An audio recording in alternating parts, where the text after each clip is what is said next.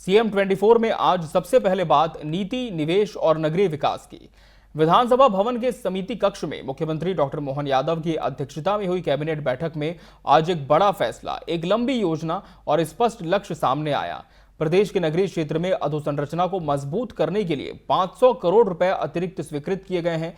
यानी पेयजल, सफाई, स्ट्रीट लाइट, मार्ग, नालियां, सामुदायिक भवन, रैन बसेरा और खेल मैदान जैसे कार्य अब और तेजी से पूरे किए जाएंगे।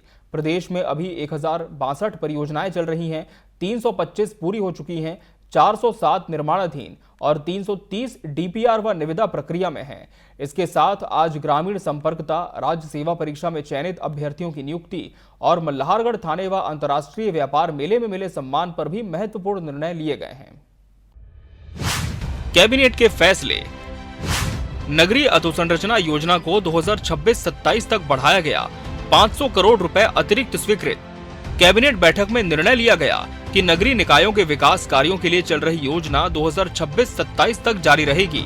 इस योजना के तहत वर्तमान में 1070 करोड़ रुपए की लागत से 1062 परियोजनाएं चल रही हैं।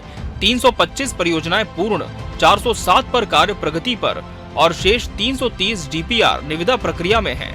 सरकार का लक्ष्य है शहरी जीवन गुणवत्ता को तेज गति से सुधारना और बुनियादी सुविधाओं में कोई कमी न छोड़ना। क्षेत्रवार विकास।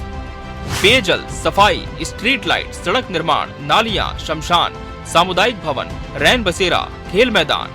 बैठक में मध्य प्रदेश ग्रामीण संपर्कता बाह्य वित्त पोषित योजना के अधूरे कार्यों को पूरा करने के लिए पहले स्वीकृत 12 करोड़ 32 लाख के अतिरिक्त 9 करोड़ 45 लाख खर्च की अनुमति दी गई। साथ ही राज्य सेवा परीक्षा 2022 में चयनित परिवहन उप निरीक्षक पद के 29 में से 25 अभ्यर्थियों को नियुक्ति देने का निर्णय लिया गया। नियुक्ति के लिए उम्मीदवारों को 1 वर्षीय कंप्यूटर डिप्लोमा और ड्राइविंग लाइसेंस अनिवार्य रूप से 2 वर्ष की परिवीक्षा अवधि के दौरान जमा कराना होगा, अन्यथा सेवा स्वतः समाप्त मानी जाएगी। बैठक की शुरुआत मुख्यमंत्री की शुभकामनाओं और प्रशंसा के साथ हुई। मुख्यमंत्री डॉक्टर मोहन यादव ने डीजीपी कॉन्फ्रेंस में देश के श्रेष्ठतम पुलिस थानों की रैंकिंग में मल्हारगढ़ थाने को 9वीं रैंक मिलने पर पुलिस टीम को बधाई दी। उन्होंने कहा, ये उपलब्धि अपराध नियंत्रण, केस डिस्पोजल, स्वच्छता और पुलिस जनता व्यवहार जैसे 70 पैमानों पर सफलता का परिणाम है। सीएम ने 44वें भारतीय अंतर्राष्ट्रीय व्यापार मेले में उत्कृष्ट प्रदर्शन के लिए मध्य प्रदेश मंडप को रजत पदक मिलने पर भी टीम को शुभकामनाएं दी। सीएम 24 में आज कैबिनेट के फैसलों के साथ हमने इन 3 संदेशों को साफ साफ देखा। विकास की योजनाएं बढ़ रही हैं, वित्तीय समर्थन मजबूत हो रहा है और प्रशासनिक जवाबदेही पहले से ज्यादा स्पष्ट हो रही है। Bureau report, TV 24 news. बढ़ते हैं आगे। ठंड की रात, सेवा का दायित्व और मुख्यमंत्री की संवेदनशीलता।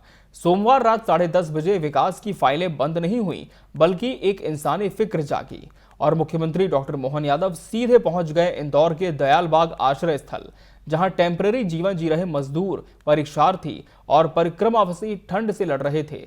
वहीं प्रदेश की मुखिया ने हाथ बढ़ाया, हाल पूछा और कंबल उड़ाकर अपना फर्ज निभाया।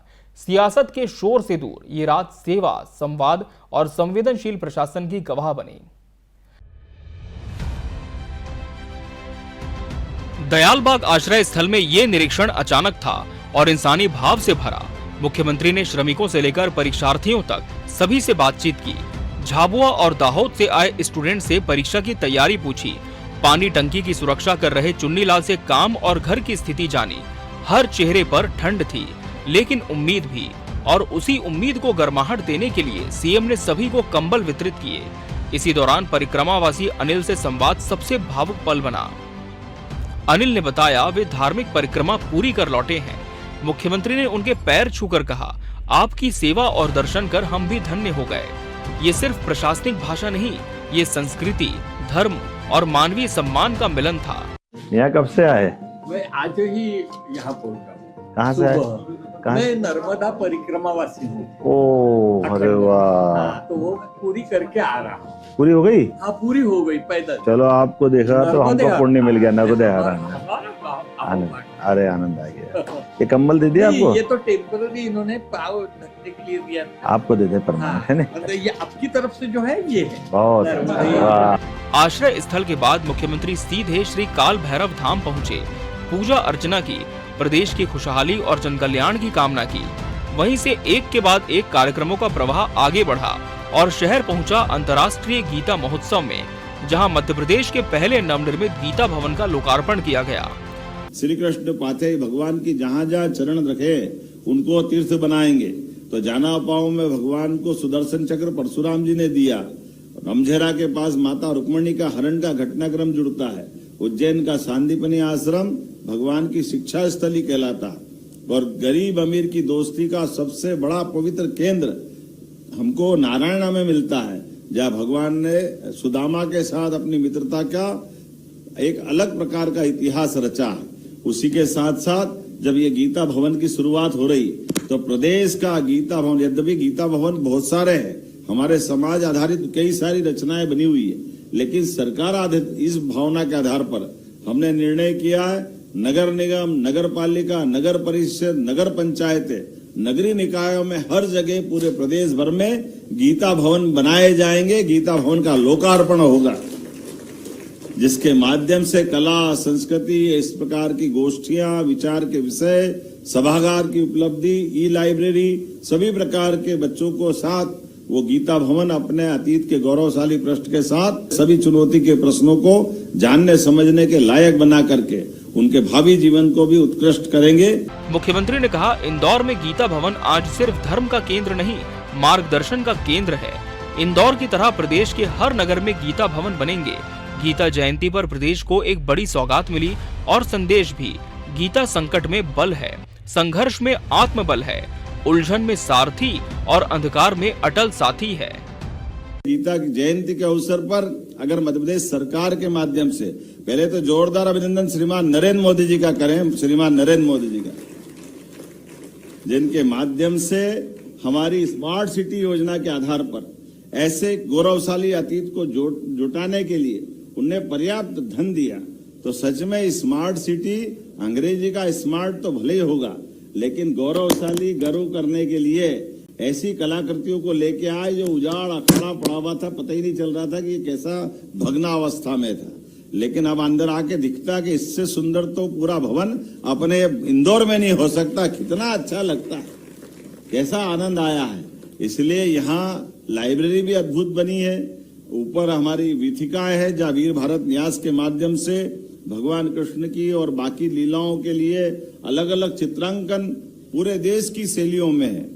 वहाँ असम से लगा करके नागालैंड तक, मिजोरम से लगा करके मणिपुर तक, और उत्तर से लगा के दक्षिण, पूरब से लगा के पश्चिम, सभी शैलियों के माध्यम से अपनी गौरवशाली वीथिकाओं में चित्रों के आधार पर अपना अतीत पे भी गर्व कर सकते हैं। और उसी के साथ साथ ये भव्य सभागार, हम सब जानते हैं कि राजवाड़े पे आने की इच्छा तो बहुत होती है। राजवाड़े पे हमारे लिए बाकी के साथों में हमारे अतीत के गौरवशाली पृष्ठ पे ये गीता भवन की जो सौगात मिली, सच में महापौर जी और पूरे मंच को और दोनों मंत्रियों को भी बधाई देना चाहता हूँ। जोरदार ताली बजाए कैलाश जी, तुलसी जी और हमारी पूरी सरकार के लिए।